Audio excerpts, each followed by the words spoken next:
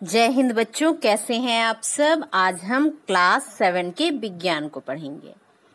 विज्ञान की पाठ्य पुस्तक में पाठ 9 में है मिट्टी, सॉइल। तो इसका एक भाग हम पहले ही पढ़ चुके थे और उसका जो भाग बाकी था उसे आज हम कंटिन्यू करेंगे। तो चलिए पाठ को पढ़ते हैं। तो हमने पिछले भाग में पढ़ा था कि मृदा किस तरह से बनती है और मृदा के गुणों के बारे में भी जाना था। साथ ही मृदा में पाए जाने वाले जंतु पौधों के बारे में भी जाना था। मृदा में वायु उपस्थित होता है, इसके बारे में भी हम जान चुके थे। मृदा के विभिन्न परतों के बारे में भी हम पढ़ चुके थे। साथ ही हमने मृदा परिच्छेदिका के बारे में पढ़ा था और इसके बाद आज हम इस पाठ को आगे बढ़ाते हुए पढ़ेंगे मृदा के प्रकार के बारे में। तो चलिए पढ़ते हैं मृदा के प्रकार। तो उपरोक्त क्रियाकलापों में आपने जाना कि मृदा शैल कणों और ह्यूमस का मिश्रण है। तो हम पहले ही जान चुके थे कि मृदा किस तरह से तैयार होती है। ये जो मृदा है ये शैल कण जो होते हैं, चट्टानों के कण होते हैं और ह्यूमस का मिश्रण होता है। जीवाणु, पादप की जड़ें व सड़े गले पत्ते, केंचुआ आदि जीव मृदा के महत्वपूर्ण अंग होते हैं जो मृदा की उर्वरता को बनाए रखते हैं। तो मृदा को उसके कणों के जो आमाप होते हैं, साइज होते हैं, उसके आधार पर वर्गीकृत किया जाता है। यदि मृदा में बड़े कणों का अनुपात अधिक होता है, यदि मृदा जो है उसमें बड़े कण अधिक है तो वैसी जो मृदा है उसको बालुई मृदा कहते हैं। तो जो बालुई मृदा होती है उसमें जो कण होते हैं वे मोटे मोटे होते हैं, थोड़े बड़े आकार के होते हैं। यदि मृदा में सूक्ष्म कणों का अनुपात अधिक हो तो वह मृण्मय मृदा कहलाती है, चिकनी मिट्टी। यदि मृदा के जो कण है वो काफी सूक्ष्म और महीन हो और इस तरह की मृदा को हम कहते हैं मृण्मय मृदा। और सूक्ष्म कणों व बड़े कणों की मात्रा समान हो तो दुमटी मृदा कहलाती है या दोमट मृदा इसी को कहते हैं। तो उसका जो मृदा का साइज है उसके अनुसार उसका वर्गीकरण करते हैं। तो इसमें हम देखते हैं कि जो बड़े कण का अनुपात यदि अधिक हो तो वो हो गया बालुई मृदा। यदि सूक्ष्म कणों का अनुपात अधिक हो मृदा में तो वो हो गया मृण्मय मृदा या चिकनी मिट्टी। और यदि सूक्ष्म कण और बड़े कण दोनों का मात्रा समान हो तो इस तरह की मृदा को दुमटी मृदा कहते हैं। तो समझ गए, उसके कणों के जो आकार हैं उसके आधार पर मृदा को 3 भागों में बांटा जाता है। देखिए यहाँ चित्र 1 में दिख रहा है, ये है बालुई मृदा। देखिए इसमें मोटे मोटे कण दिख रहे हैं ना, इसमें जो मोटे कणों का अनुपात है वो अधिक है। तो इस तरह की मृदा को बालुई मृदा कहते हैं। इसके बाद ऊपर देखिए ये है जो चित्र बी में दिख रहा है, ये है दुमटी मृदा। तो इसमें जो महीन कण है और जो मोटे कण है दोनों लगभग समान मात्रा में पाए जाते हैं। तो इस तरह की मृदा को दुमटी मृदा कहते हैं। और ये जो सी में दिख रहा है ये काफी महीन दिखाई दे रहा है। तो इसमें जो महीन कण है वो अधिक मात्रा में पाए जाते हैं, अधिक अनुपात में पाए जाते हैं। तो इस तरह की मृदा को कहते हैं मृण्मयी मृदा। ये है आपका चिकनी मिट्टी, ये काफी चिकनी होती है। जब इसको हाथ में हम लेंगे तो ये काफी चिकना चिकना महसूस होगा। तो ये हो गया 3 तरह की मृदा। अब देखते हैं मृदा के गुण। पहला है मृदा में जल अंतःस्रवण दर। तो मृदा में जो पानी को ग्रहण करने की क्षमता है वो कैसी होती है। तो आपने देखा होगा कि जब हम किसी पक्के फर्श पर पानी गिरा देते हैं या फिर हमारे हाथ से गलती से पानी गिर जाता है तो क्या होता है, वो जो पानी होता है वो बह जाता है या फिर उसे कपड़े से पोंछना पड़ता है। तो आपका यदि घर का जो फर्श है वो पक्का है तो आप देखेंगे कि आपकी माँ बाल्टी में पानी लेकर उसको पोंछती है। तो वो क्या होता है, उसको निचोड़ निचोड़ कर जो फर्श है उसको पोंछती है। क्योंकि ये जो फर्श है ये सीमेंट का है, तो इसमें जो पानी है वो अवशोषित नहीं होगा। या फिर कभी आपके हाथ से कोई पानी का ग्लास गिर जाता है तो जो पानी बिखर जाता है तो आप देखेंगे कि वो पानी वहीं रह जाता है, उसको आपको कपड़े से साफ करना पड़ता है। जबकि कच्चे फर्श पर यदि कोई मिट्टी का फर्श हो तो उसमें यदि पानी गिरता है तो वो अवशोषित हो जाता है, वो सोख लिया जाता है, उसको पोंछने का जरूरत नहीं होता है। तो क्या आप बता सकते हैं कि ऐसा क्यों होता है? तो क्या विभिन्न प्रकार की मिट्टियों के जल अवशोषण में भी अंतर पाया जाता है? तो जब हम मिट्टी के फर्श में देखते हैं पानी गिरता है तो वो पानी क्या होता है, अवशोषित हो जाता है, क्योंकि मिट्टी में अवशोषण करने का गुण होता है। लेकिन जो मिट्टी के अलग अलग प्रकार हैं उनमें पानी जो है अवशोषण करने का गुण भी अलग अलग होता है। तो आइए क्रियाकलाप द्वारा जानने का प्रयास करते हैं। तो इसको जानने के लिए हम क्रियाकलाप 3 को करते हैं। देखिए इस चित्र में दिखाया गया है, यहाँ क्या क्या दिख रहा है। देखिए ये अंतःस्रवण को मापने के लिए ये क्रियाकलाप किया जा रहा है। तो इसमें क्या क्या दिख रहे हैं, अलग अलग मिट्टी के नमूने दिख रहे हैं। देखिए इस प्लेट में रखा हुआ अलग अलग तरह के मिट्टी के नमूने, 3 तरह के मिट्टी के नमूने यहाँ रखा गया है। साथ ही इसमें रंगीन जल है, रंगीन पानी दिख रहा है आपको, और 200 मिलीलीटर की खाली बोतल है, और चित्र के अनुसार कीप को शंक्वाकार फ्लास्क पर रखा गया है। तो देखिए इसमें क्या है, कीप को इसमें रखा गया है, तीनों में कीप रखा गया है। अब आगे क्या करना है देखते हैं। तीनों मृदा में जल कितना अवशोषित होता है उसका हम परीक्षण यहाँ करेंगे। तो कीप में मिट्टी के नमूने डालिए, जो कीप है उसमें मिट्टी के नमूने डालेंगे। फिर क्या करना है, बीकर के रंगीन जल को कीप में धीरे धीरे डालेंगे। तो आपने देखा रंगीन पानी रखा हुआ है एक ही माप का तीनों में। देखिए यहाँ पर 3 बीकर में रखा हुआ है पानी, तीनों क्या है, समान मात्रा में है।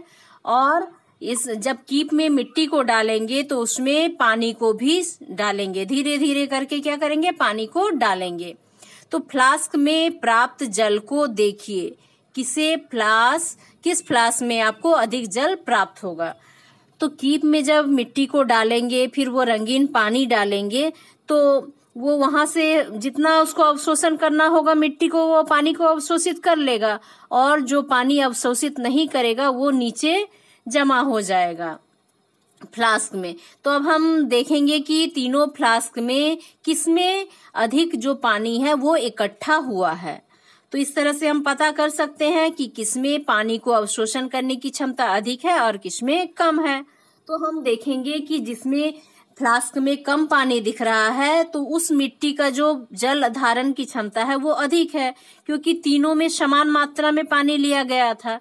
तो जो अधिक अवशोषित कर लिया उसके फ्लास्क में कम पानी इकट्ठा हुआ, वो नीचे क्या है, कीप से होते हुए नीचे फ्लास्क में आया पानी।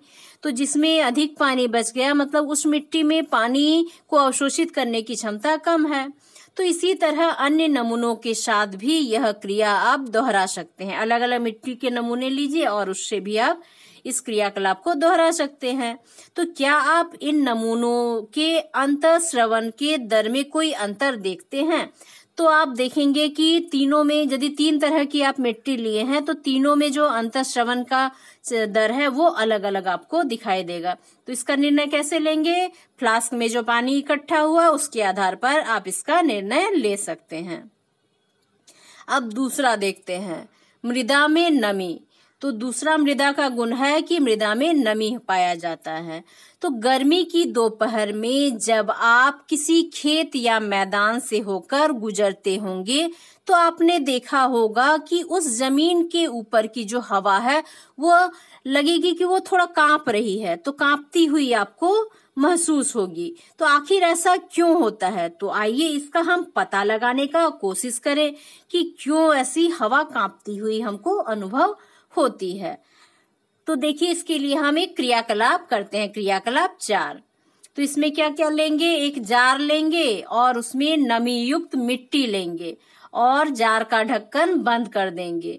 अब क्या करेंगे, जार लेंगे, इसमें आधा भाग मिट्टी से भर देंगे तथा उसका जो ढक्कन है उसको बंद कर देंगे और जार को सूर्य की रोशनी में रखेंगे और 1 घंटे के पश्चात जार के अंदर की दीवार को छू कर देखेंगे।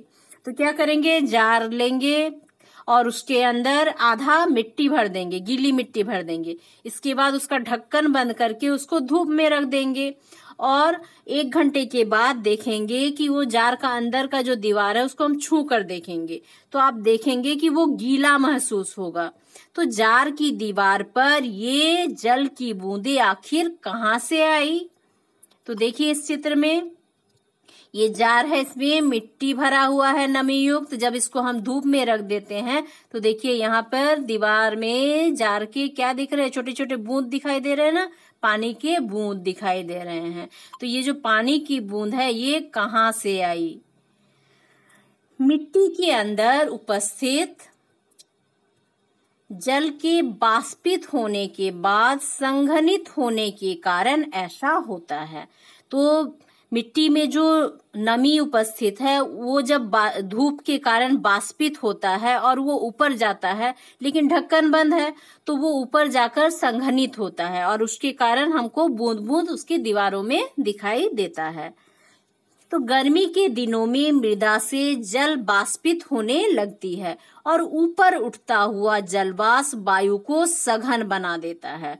तो जब गर्मी का दिन होता है तब मृदा से जल जो है, मृदा में जो जल उपस्थित है वो बाष्पित होकर ऊपर की ओर उठता है और ये जो जलवाष्प है ये वायु को सघन बना देता है और सूर्य के प्रकाश के परावर्तन होने के कारण मृदा के ऊपर की वायु हमें कंपायमान प्रतीत होती है कि ये कांपती हुई लगती है। ठीक है, ये समझ गए कि अब आप समझ गए कि जब आप धूप के समय गर्मियों के दोपहर में जब किसी खुले जगह में जाते हैं तो आपको मिट्टी से थोड़े ऊपर की जो हवा है वो कांपती हुई क्यों प्रतीत होती है। अब हम देखते हैं मृदा द्वारा जल का अवशोषण। क्या सभी प्रकार की मृदा समान मात्रा में जल का अवशोषण करती है? तो आइए इसे भी हम क्रियाकलाप के द्वारा जानने का प्रयास करते हैं। तो क्रियाकलाप 5 को करते हैं। तो इसके लिए आवश्यक सामग्री क्या है? छन्ना पत्र और क्या लेना है? 2 अंशांकित बीकर लेना है और 2 कीप लेना है और विभिन्न मिट्टियों के नमूने लेने हैं और क्या लेना है? जल लेना है और 2 त्रिपाद बैठकी लेना है और 2 परख नली लेना है। देखिए यहाँ पर क्या क्या दिया गया है, क्या लेना है?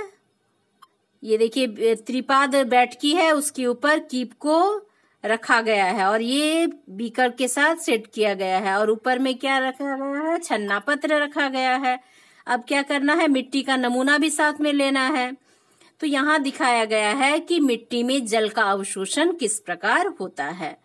तो चित्रानुसार त्रिपाद बैठकी में कीप को रखकर उसके नीचे परख नली एवं अंशांकित बीकर व्यवस्था कीजिए। तो जो बीकर होगा उसमें माप दिया रहेगा, माप लिखा रहेगा।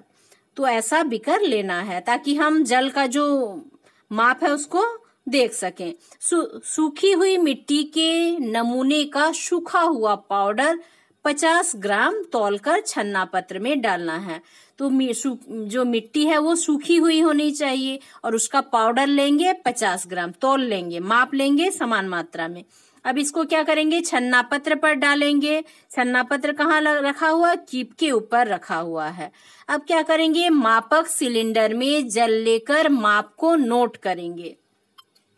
ड्रॉपर की मदद से बूंद बूंद कर जल को मृदा के ऊपर डालेंगे। अब क्या करेंगे? ड्रॉपर लेंगे और बूंद बूंद करके जो मिट्टी के ऊपर, सूखी मिट्टी है उसके ऊपर एक एक बूंद करके जो पानी है उसको डालते जाएंगे और ध्यान रखेंगे कि मृदा पर एक ही जगह जल नहीं गिरे। तो जो पानी डालेंगे तो वो पूरे मृदा पर डालने का कोशिश करेंगे, बस एक ही जगह पर नहीं डालेंगे। तो यदि एक ही जगह में डालेंगे तो क्या दिक्कत हो सकता है? तो क्या होगा? उस जगह से सीधे नीचे जो पानी है वो पार हो जाएगा, लेकिन पूरे मिट्टी को भिगाएंगे तो सब पूरा मिट्टी ही पानी को अवशोषित करेगा। मृदा पर जल की बूंदें तब तक डालिए जब तक वह रिसकर कीप से नीचे गिरना शुरू ना करे। जब तक वो पानी कीप से होते हुए रिसते हुए नीचे, तब तक उसमें बूंद बूंद करके पानी डालते रहेंगे। अब मापक सिलेंडर में बचे हुए जल को मापकर उसे प्रारंभिक माप से घटा लीजिए ताकि आपको मृदा द्वारा अवशोषित किए गए जल का आयतन ज्ञात हो। तो अब इसमें क्या मापना है, हमने जो उसमें बूंद बूंद करके पानी डाला तो समान मात्रा में पानी को अलग जो परख नली है उसमें हम रख लेंगे और उसके बाद उसमें देखेंगे कि जो पानी हमारा उसमें बूंद बूंद डालने के बाद जो पानी बच जाता है उसका माप लेंगे और उसको जो प्रारंभिक माप है उससे घटा देंगे। तो हमको पता चल जाएगा कि मृदा द्वारा जो अवशोषित किया गया जल है उसका आयतन क्या है। तो परिणाम को नोट कीजिए। मृदा का द्रव्यमान जो भार है, तो हमने कितना मृदा लिया था, 50 ग्राम मृदा लिया था। अब क्या करना है, मापन सिलेंडर में जल का जो आरंभिक आयतन है उसको UML मान लिया कि UML आपका निकला। उसके बाद जो मापन सिलेंडर में जल का जो अंतिम आयतन है वो VML माप निकला। तो अब क्या करना है, मृदा द्वारा अवशोषित जल का आयतन क्या होगा, U, जो आरंभिक आयतन था उससे अंतिम आयतन को घटा देंगे तो वो हो जाएगा अवशोषित, मृदा द्वारा जो अवशोषित जल है उसका आयतन आपका निकल जाएगा।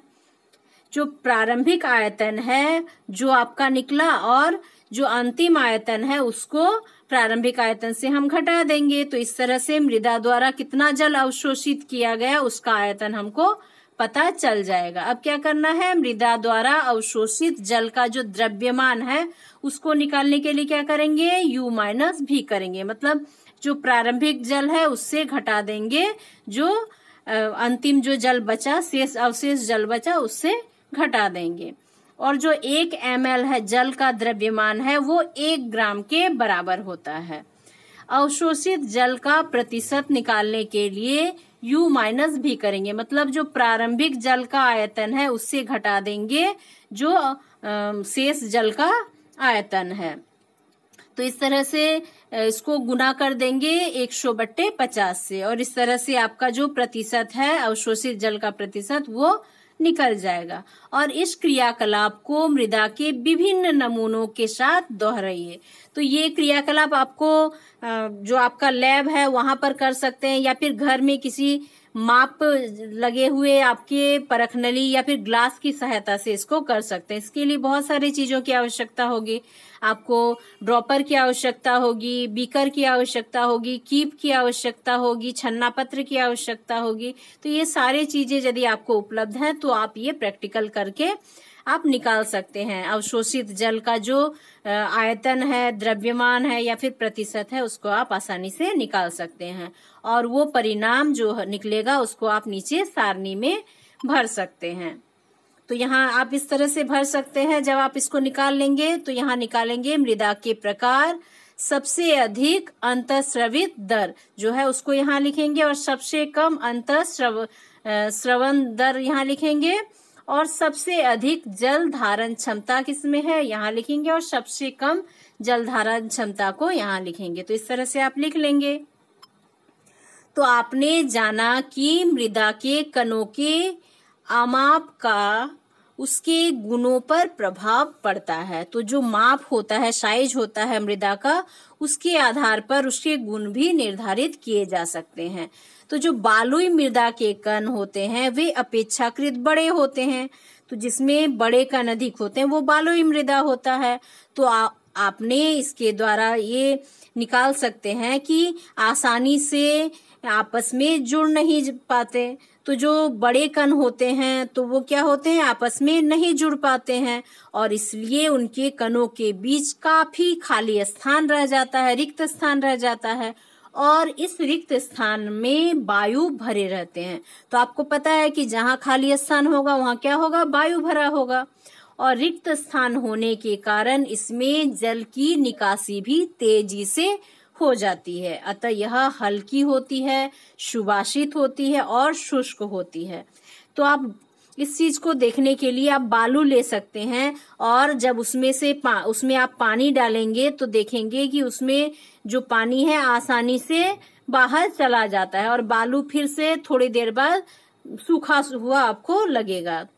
तो इसमें क्या कारण हमने देखा कि जो बालू के कण होते हैं वे बड़े बड़े होते हैं, जिसके कारण वे आपस में जुड़ नहीं पाते हैं और जुड़ नहीं पाते हैं जिसके कारण उसके बीच खाली स्थान बहुत रह जाते हैं और उसमें हवा भरा रहता है और जिसके कारण वो रिक्त स्थानों से जो जल का निकासी है वो तेजी से हो जाता है जी। और जो बालुई मिट्टी है वो हल्की होती है, सुवासित और शुष्क होती है।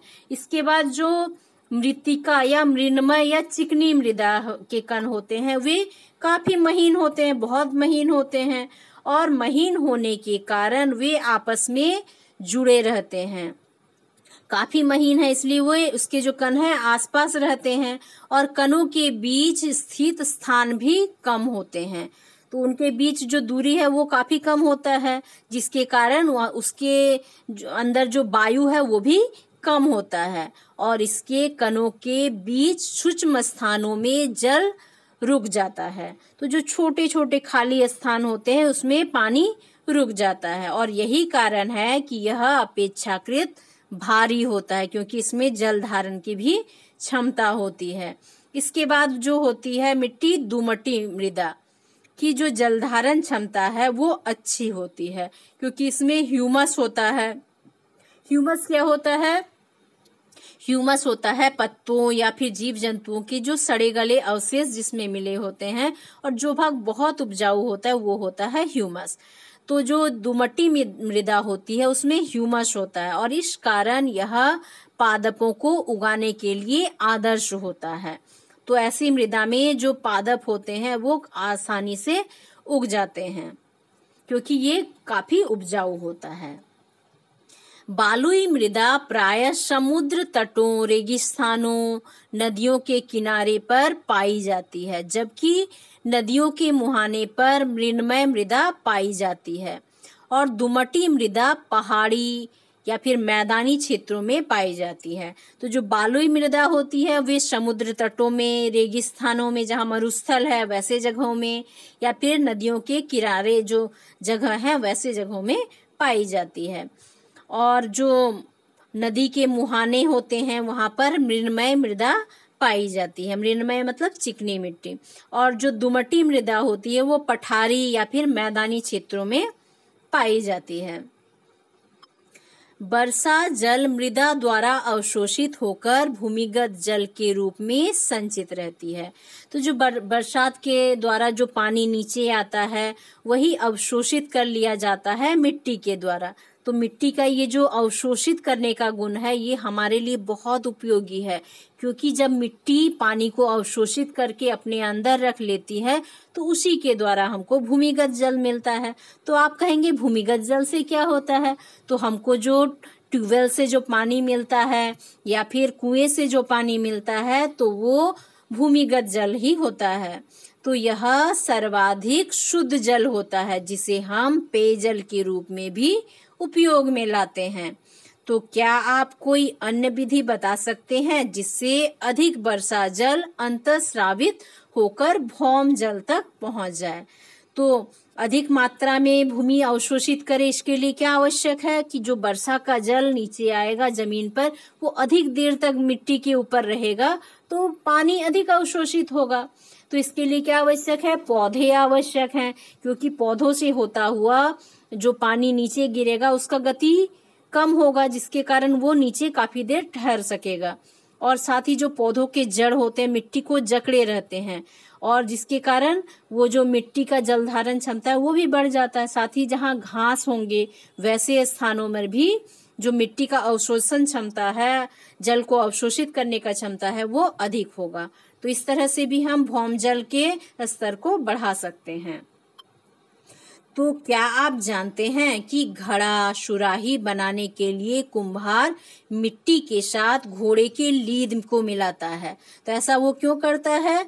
क्योंकि जब इसको पूरा तैयार हो जाता है घड़ा या सुराही तो पकाने के क्रम में जब उसको जलाया जाता है तो इस क्रम में लीद जल जाता है और लीद जब जल जाता है तो घड़ा छिद्रयुक्त बन जाता है, क्योंकि उसमें मिट्टी के साथ लीद मिला रहता है और छिद्र छिद्र बन जाता है, और इसी से छिद्र से जल जो होता है वो बाष्पित होता है, जिससे अंदर का जो पानी होता है वो ठंडा हो जाता है। तो आप देखेंगे कि जब मिट्टी के घड़े में हम पानी रखते हैं तो उसका बाहरी हिस्सा भी हमको भींगा भींगा लगता है, तो इसी कारण से होता है, और इसी कारण से उसके अंदर का पानी भी ठंडा होता है। और गर्मियों में जो घड़े का पानी है उसको पीने में कितना अच्छा लगता है, क्योंकि वो काफी ठंडा होता है।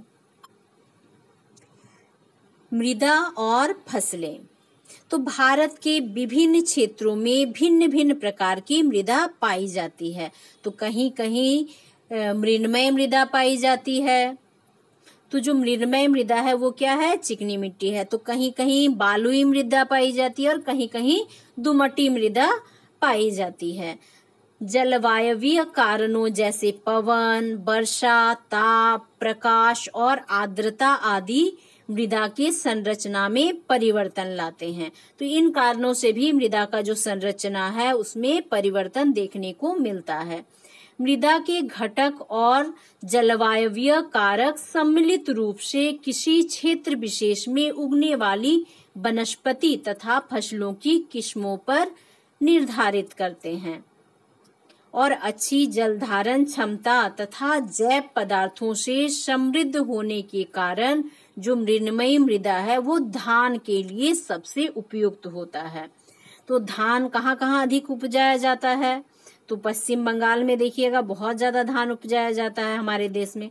तो ये जो चिकनी मृदा है, मृण्मयी मृदा है, ये धान की उपज के लिए बहुत अच्छी होती है, और गेहूं और चने के लिए मृण्मय तथा दुमटी मृदा दोनों ही उपयुक्त होती है। और गेहूं तथा चना का जो उत्पादन होता है वो मृण्मयी और दुमटी दोनों मृदा के लिए ही अच्छा होता है। तो गेहूं पंजाब में उगाया जाता है सबसे अधिक, देखेंगे हरियाणा में, पंजाब में। तो कपास के लिए बलुई, दुमट तथा दुमट मृदा अच्छी होती है, क्योंकि इसमें जल की निकासी आसानी से हो जाती है। तो जो कपास है उसके लिए बलुई और दुमट ये या दुमटी मृदा अच्छी होती है, क्योंकि इसमें क्या होता है, जो महीन कण और मोटे कण समान मात्रा में होते हैं, जिसके कारण जल का जो निकासी है वो आसानी से हो जाता है, और ऐसी मृदा में कपास का फसल बहुत अच्छा होता है। तो दक्षिण भारत में कपास का फसल उगाया जाता है। तो विभिन्न स्रोतों से जानकारी प्राप्त कर सारणी बनाइए, जिसमें देश के विभिन्न राज्यों में पाई जाने वाली मिट्टी के साथ साथ उनमें उपजने वाली विशिष्ट फसलों के नाम भी लिखिए। तो आपको ये भरना है। तो हमारा जो झारखंड राज्य है वो पहाड़ों से घिरा हुआ है, तो ऐसे जगहों में लाल मिट्टी अधिक पाई जाती है, दोमट मिट्टी, लाल मिट्टी, इसमें लौह तत्व की अधिक प्रधानता होती है। तो यहाँ आप मृदा के प्रकार, राज्य के नाम और उगाई जाने वाले फसलों के नाम लिखेंगे। अब हम आगे देखते हैं कि मृदा पर तापमान का क्या प्रभाव पड़ता है। तो आपने महसूस किया होगा कि प्राय दिन की अपेक्षा जो रातें होती है वो ठंडी होती है।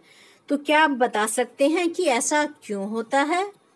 तो आपको ज्ञात होगा कि दिन के समय सूर्य की गर्म किरणें जो होती हैं वो चारों तरफ फैली रहती है और पृथ्वी पर उपस्थित मृदा ऊष्मा को अवशोषित कर लेती है। तो जो मृदा होती है वो जो ऊष्मा होती है उसको अवशोषित कर लेती है, जिससे पृथ्वी जो है, धरती जो है वो गर्म हो जाती है। लेकिन सायंकाल के बाद मृदा अवशोषित ऊष्मा को तेजी से उत्सर्जित करने लगती है। दिन के समय तो तेजी से अवशोषित कर लेती है गर्मी को, ऊष्मा को, लेकिन जैसे ही शाम होता है वो तेजी से ऊष्मा को उत्सर्जित करना भी प्रारंभ कर देती है, जिससे धरती का जो तापमान है वो घटने लगता है। और यही कारण है कि दिन की अपेक्षा रात ठंडी होती है और तापमान मृदा को कई तरह से प्रभावित करता है। तो आप देखते होंगे कि एक ही खेत में किसान अलग अलग तरह की फसल लगाते हैं। तो इसके बारे में आप आगे और विस्तार से पढ़ेंगे कि एक ही खेत में अलग अलग तरह की फसलें किस तरह से लगाया जाता है और क्यों लगाया जाता है। उससे मिट्टी की जो उर्वरा शक्ति है वो भी बढ़ती है। तो यहाँ कुछ पूछा गया है कि मृदा अपरदन, कटाव होने की क्या क्या हानियां हो सकती है। तो आप इसे रोकने के लिए अपने स्तर से क्या प्रयास कर सकते हैं। मृदा अपरदन क्या है कि जब बारिश गिरता है या फिर पानी का बहाव आता है तो उसके साथ मिट्टी भी बहाकर ले जाया जाता है। तो इससे बहुत हानि होता है। जो ऊपरी भाग होता है वो उपजाऊ होता है मिट्टी का, जिसमें ह्यूमस पाया जाता है, लेकिन जब वो बहा कर ले जाया जाता है तो जो उपजाऊ मिट्टी है वो बह कर चली जाती है और मिट्टी का जो उपजाऊ परत है उसके ना रहने पर जो फसल है उसका उपज भी कम हो जाता है। और इसको रोकने के लिए क्या किया जा सकता है। इसको रोकने के लिए एक ही उपाय है, वृक्षारोपण किया जा सकता है। तो सभी बच्चे यदि एक एक भी वृक्ष लगाएं और उसको ध्यान दें, उसको बढ़ने दें, तो क्या होगा, ये मृदा अपरदन को काफी हद तक रोका जा सकता है। तो अब ये कुछ जानने योग्य बातें हैं। देखिए, 1 इंच मिट्टी के निर्माण में कम से कम 500 से 1000 वर्ष लगते हैं। इसलिए हमें इसका अपरदन रोकना चाहिए और इसका विवेकपूर्ण उपयोग करना चाहिए। तो कितना लंबा समय लग जाता है मिट्टी के निर्माण में, इसलिए इसके अपरदन को हमको रोकने का प्रयास करना चाहिए। दूसरा नंबर है, हमारे राज्य झारखंड की जो पठारी भूमि नीस तथा ग्रेनाइट चट्टानों से निर्मित है, जो लाल मृदा के रूप में लगभग 90% भागों में व्याप्त है। और यहाँ मुख्यतः 3 प्रकार की मृदा पाई जाती है। जो दामोदर घाटी है वहाँ बलुआ मृदा पाई जाती है और पाट तथा राजमहल की उच्च भूमि में लेटेराइट एवं जो काली मृदा है वो आच्छादित है। तो समझ गए क्या क्या मृदा पाया जाता है हमारे झारखंड में। बलुआ मृदा पाया जाता है, लेटेराइट तथा काली मृदा पाई जाती है। तो यहाँ की मृदाओं में लोहे फेरिक ऑक्साइड की अधिकता के कारण इसका जो रंग होता है वो लाल होता है। और तीसरा पॉइंट है कि पवन, जल, बर्फ द्वारा मिट्टी की ऊपरी परत का हटना मृदा का अपरदन कहलाता है। मरुस्थल या बंजर भूमि पर अपरदन अधिक होता है और पादप की जड़ें मृदा को मजबूती से बांधे रखती है। तो जो पेड़ के या घास की जड़ होती है वो मिट्टी को जकड़े रखती है, जिसके कारण वो पानी के बहाव में नहीं बहती है। लेकिन यदि पौधे नहीं होंगे तो क्या होगा, मिट्टी बहकर चला जाएगा।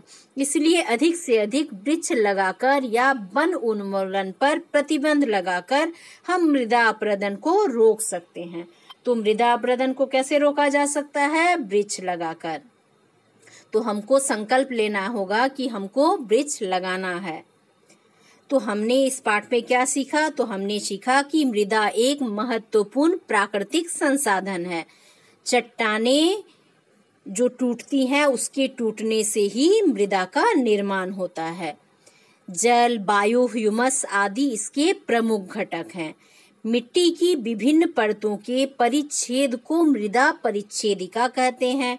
मिट्टी 3 प्रकार की होती है, मृत्तिका, मृण्मय, दुमटी और बालुई। तो विभिन्न प्रकार की मिट्टियों का अंतःस्रवण दर तथा जल अवशोषण की जो क्षमता है वो अलग अलग होती है। निश्चित समय में कोई मिट्टी जितना जल अवशोषित करती है वह उस मिट्टी का अंतःस्रवण दर कहलाती है। मिट्टी द्वारा पूरी तरह से अवशोषित की गई जल की मात्रा उस मिट्टी की अवशोषण क्षमता कहलाती है। तो इस तरह से आप पूरे पाठ को समझ गए होंगे। आशा करती हूँ आपको कोई दिक्कत नहीं होगा, और यदि दिक्कत होगा तो जरूर कमेंट करेंगे और पाठ को बार बार पढ़ेंगे तो आपका जो डाउट है वो